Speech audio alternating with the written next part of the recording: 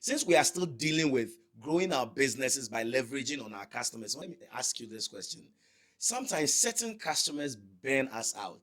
I sell a particular set of products. Sometimes a customer calls me at late as 11 p.m. And this thing that I'm selling, the person knows that it is sold at a shop. The person knows that the shop opens at 9 and closes at 5. And the question they will ask you is, can I get some? You are asking a shop whether you can get some of the products to buy at 11 p.m. Sometimes they burn us out. Some of the customers are also very difficult. Sometimes after they ask you all the questions, you answer them, they take you here, you take you there, you are patient. Sometimes they pick the products, they do all that they could do, they put the products down. How do we handle and manage difficult customers?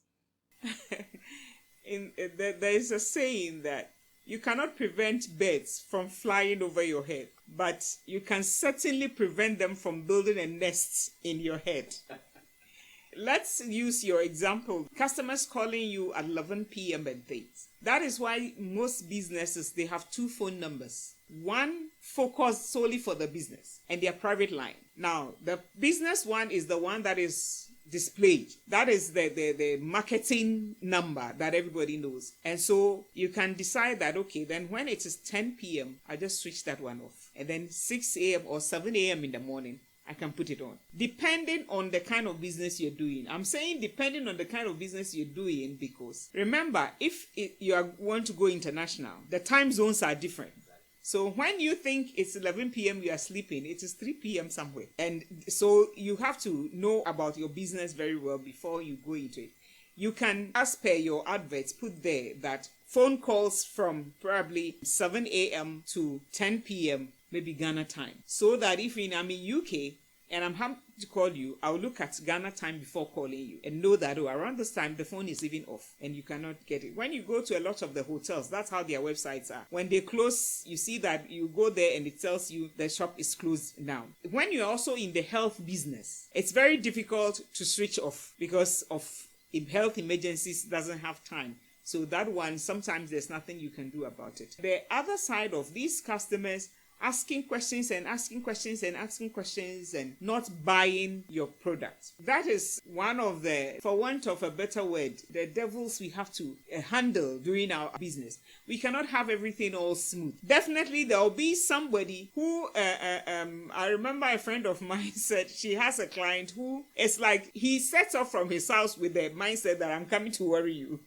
But so he comes right from the parking lot to the time he gets in, he's all problems. But you see, when he looks at all the people who bring her more clients, that man is the top. He doesn't buy anything. I mean, you'll be in your shop and he said he can walk in and tell her that it's very hot outside. Switch on the AC, I want to relax.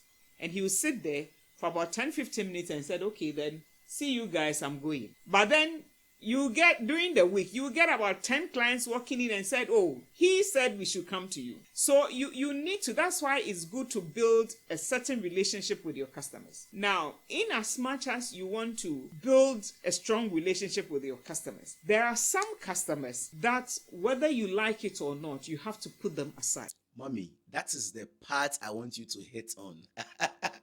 How do we go about that? That is the part I want you to hit on. Be polite, but you can put them aside. You can have that mindset like my friend had with this particular customer because he won't buy anything. He will not do any business with you, but at least he's bringing people. So you can compensate for that one. That's one of them. So you look at the advantages you are getting from him and then you put it there. Now, there are other customers who come in and they are rude to all your staff. To even customers who are there, sometimes they extend it to them. Such people, you need to sit them down one by one. You can politely exit them. You can call them, sit them down and tell them that, look, I don't have anything personal against you. But when you come with your anger and your ranting and raving, it affects my business. My clients are now scared to come. My staff start running away when you're coming. So please, if it will be in our own interest for you to just find another person who can handle your issue and then sort it out. If you need something personally, you have my phone number. You can always call me but I don't want you to come into my shop and be rude to my people. Then you end there. Now, the person doesn't go with anger. And there are people that I always say that, hey, the background where they are coming from. They think, people with that mentality of the customer is king. You see, but if you're a king, you have to behave like a king. So if you are a king and you are misbehaving, then we have to dethrone you. And the dethroning had to be in a process that is polite, so that they don't go bad-mouthing you. In this era of social media, if you go like, no, don't come here again, I don't want to see you here, get out, then they are recording.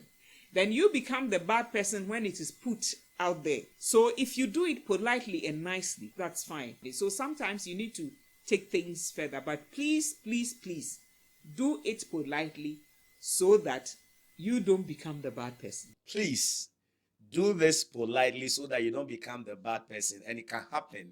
If you've had a lot of value from this particular video, I want you to smash the like button.